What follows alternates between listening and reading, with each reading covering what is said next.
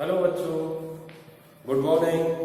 जैसे कि मैंने पिछले चैप्टर में पढ़ाया था आपको, सामाजिक ज्ञान का ये दूसरा चैप्टर है, और पिछले चैप्टर में पढ़ाया था पर्यावरण, कि पर्यावरण किसे कहते हैं और पर्यावरण होता क्या है। अब दूसरा चैप्टर है एसएसटी का,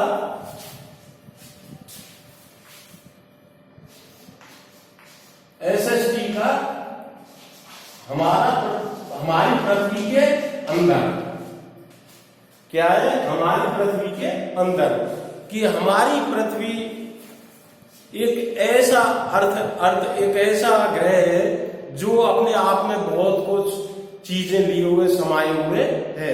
आप ये सोचते होंगे कि हमारे ये देखो मकान कहां से आए, मोबाइल कहां से आए, गाड़ी कहां से बन रही है। तो ये नई नई चीज, साइंस की चीजें कि कहां से बिजली कहां से आ रही है, पानी कहां से आ रहा है। तो ये सोचने वाली बात है कि ये चीजें आकर पैदा कहां से हुई हैं। तो ये सारी चीजें हमारी पृथ्वी के अंदर से ही पैदा हुई हैं। मनुष्य ने जरूरत के हिसाब से अपनी आवश्यकताएं मनुष्य की बढ़ती गई और मनुष्य नई नई खोज करता गया, और नई नई चीजों के लिए उसने खोज शुरू की और पृथ्वी को अंदर से बहुत सारी वस्तुएं अंदर जरूरत की निकाली और उन वस्तुओं को अपने हिसाब से ढालकर अपने उपयोग के लायक मनुष्य ने बनाया। तो इस तरीके से मनुष्य ने अपनी आवश्यकताओं के हिसाब से पृथ्वी के अंदर से मिनरल्स, खनिज, लवण ये निकाल करके और नई नई चीजें बनाई। अब चैप्टर का नाम है हमारी पृथ्वी के अंदर, कि है क्या है। हमारी पृथ्वी एक गतिशील ग्रह है जो लगातार घूमती रहती है। इसके अंदर एवं बाहर निरंतर परिवर्तन होता रहता है। क्या आपने कभी सोचा है पृथ्वी के आंतरिक भाग में क्या है, पृथ्वी किन पदार्थों से बनी है? भाई ये सोचने वाली बात है, हम ऊपर तो देख लेते हैं, लेकिन अंदर, इसके अंदर क्या है? इसमें आग भी है, ये ज्वालामुखी देखा हुआ, लावा है, कितने खनिज लवणों को समेटे हुए। तो ये क्या क्या समेटे हुए अपने अंदर, क्या क्या छुपाए हुए? पृथ्वी का आंतरिक भाग प्याज की तरह पृथ्वी भी एक के ऊपर एक संकेंद्री परतों से बनी है। हमारी पृथ्वी प्याज की तरह ऐसे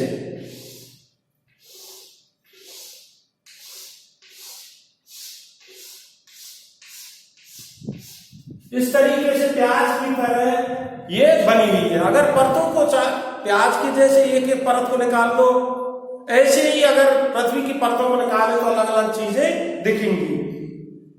पृथ्वी की सतह की सबसे ऊपरी परत को क्या कहते हैं? परपटी। ये सबसे, इसको ऊपरी परत को क्या बोलते हैं? परपटी।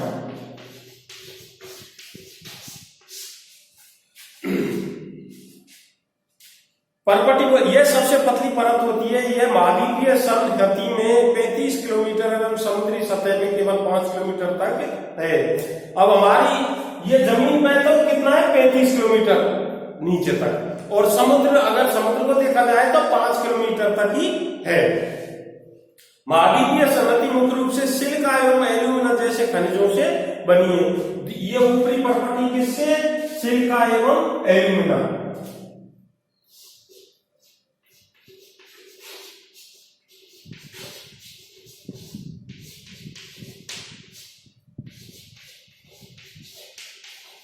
एल्यूमिना इन दो चीजों से मिलकर बनी है। सिलिका तथा एल्यूमिना कहा जाता है। महासागर की परपटी मुख्यतः सिलिका एवं मैग्नीशियम से बनी है। अब जहां जहां इसमें महासागर है वहां परपटी तो हमारी सिलिका एवं एल्यूमिना से। अब देखना, और महासागर की जो परत है वो किससे? सिलिका प्लस मैग्नीशियम से बनी है।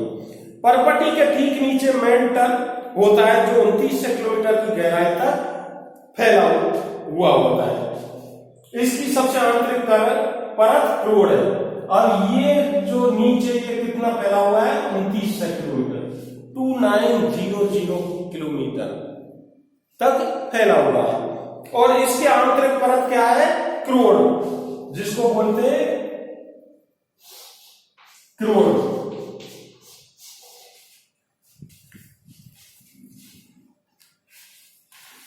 जिसकी त्रिज्या लगभग 35 किलोमीटर है। यह मुख्यतः निकिल एवं लोहे की बनी होती है। किसकी बनी होती है? क्रोड किसकी बनी होती है? निकिल एवं लोहे की। और इसकी त्रिज्या कितनी है? 3500 किलोमीटर, 3500 किलोमीटर इसकी त्रिज्या है। निकिल एवं इसकी किसकी बनी होती है? इसकी त्रिज्या निकिल एवं लोहे की। इसे निकिल तथा फेरस भी कहते हैं। निकिल क्रोड का तापमान एवं दाब काफी उच्च होता है। इसका तापमान बहुत हाई होता है। दाब और तापमान जो प्रेशर है वो बहुत हाई लेवल का होता है। अब अंदर क्या क्या है पृथ्वी के अंदर? पृथ्वी की परपटी अनेक प्रकार के सेलों से बनी है। अब ये परपटी किससे बनी है? सेलों से। पृथ्वी की परपटी बनाने वाले खनिज पदार्थ किसी भी प्राकृतिक पिंड को सेल कहते हैं। अब सेल किसे कहते हैं? क्वेश्चन आ जाता है कि सेल किसे कहते हैं? कि पृथ्वी की परपटी बनाने वाले खनिज पदार्थ के किसी भी प्राकृतिक पिंड को सेल कहते हैं। अब ये परपटी है, ये किसी भी खनिज पदार्थ के जो प्राकृतिक पिंड होता है उसका पार्ट होता है, उससे बनी हुई होती है। सेल उसे क्या कहते हैं? सेल कहते हैं। सेल विभिन्न रंग, आकार एवं गठन की हो सकती है। और सेल किसकी? अलग अलग रंगों की हो सकती है, अलग अलग आकार की, अलग अलग टाइप की भी हो सकती है। मुख्य रूप से सेल 3 प्रकार की होती है। आग्नेय, जिसको इंग्लिश में बोलते हैं इग्नियस सेल, अवसादी सेडिमेंट्री सेल, कायांतरित मेटामॉर्फिक सेल। अब 3 प्रकार की होती है। कितने प्रकार की? 3 प्रकार की। पहली है आग्नेय सेल, आग्नेय। दूसरी है अवसादी,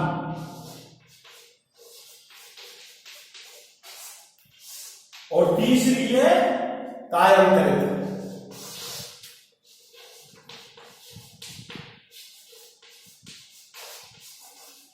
तो ये सेल के प्रकार हैं।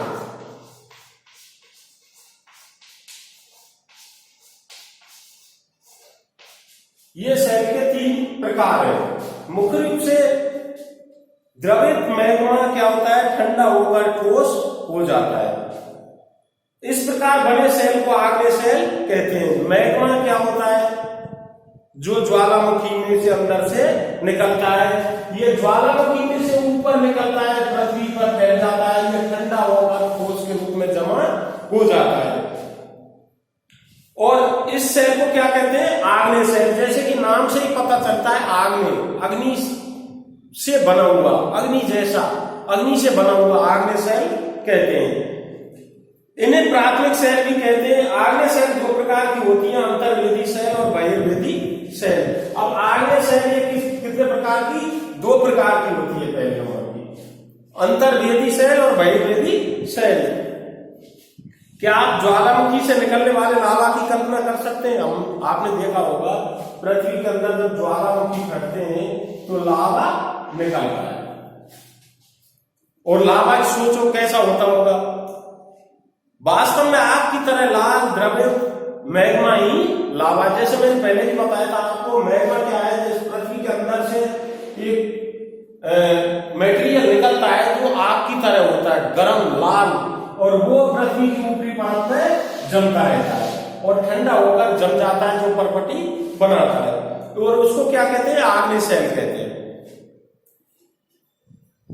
तो जो पृथ्वी के आंतरिक भाग से निकलकर सतह पर आ जाए, जब द्रवित लावा पृथ्वी की सतह पर आता है तो तेजी से ठंडा होकर ठोस बन जाता है। और यही जब लावा बाहर निकल के आता है ऊपर पृथ्वी के, तो वो ठोस जम जाता है, जिसे क्या कहते हैं? बहिर्वेदी सेल, बाहर निकलने वाला सेल जो हमें दिखता है।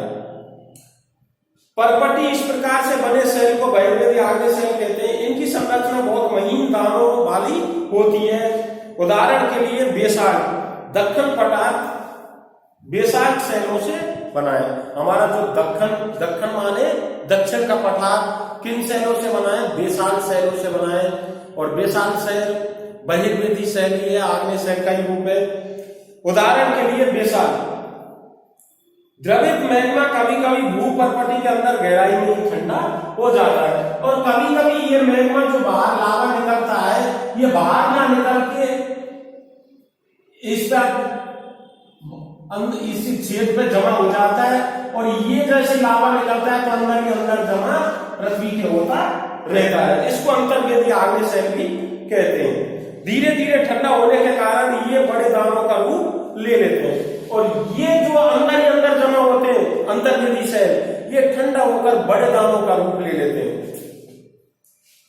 ग्रेनाइट ऐसे ही शैल का एक उदाहरण है।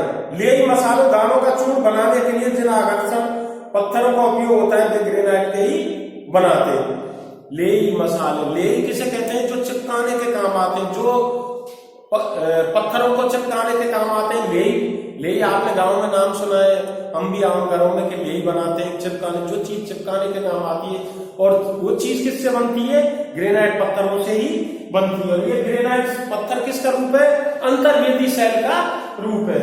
बहिर्वेदी शैल का रूप बेसाल्ट होती है, और अंतर्वेदी शैल का रूप ग्रेनाइट होती है।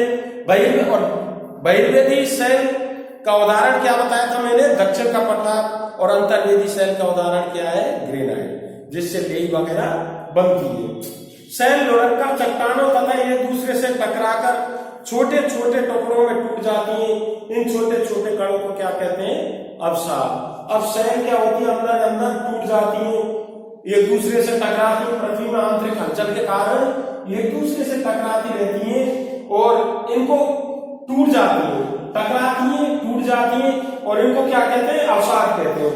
ये अवसाद हवा, जल आदि के द्वारा एक स्थान से दूसरे स्थान पर पहुंचकर जमा कर लिए जाते हैं। ये दृढ़ अवसाद दबकर एवं कठोर होकर शैल की परत बनाते हैं। इस प्रकार की शैलों को अवसादी शैल कहते हैं। उदाहरण के बलुआ पत्थर रेत के दानों से बनता है। इन शैलों में पौधे, जानवरों एवं अन्य सूक्ष्म जीवाणुओं जो कभी इन शैलों पर रहे के जीवाश्म भी हो सकते हैं। तो ये शैल क्या है? उड़ के दानों के रूप में उड़ के कहीं इकट्ठा हो जाते हैं, जम जाते हैं, और इनको क्या कहते हैं? अवसादी शैल कहते हैं। इन शैलों में पौधे, जानवरों और अन्य सूक्ष्म जीवाणु जो इन कभी शैलों पर रहे के जीवाश्म भी हो सकते हैं। अब धीरे धीरे ये दबकर ठोस का रूप ले लेते हैं और जीवाश्म में बदल जाते हैं। कार्बन क्या है? हीरा क्या है? जीवाश्म का ही रूप होता है। तो इस तरीके से ये पृथ्वी की थोड़ी आंतरिक अंदर क्या है ये अध्याय चल रहा है, और अगला जो हम पढ़ाएंगे वो अगले वीडियो में पढ़ाएंगे चैप्टर को। Thank you.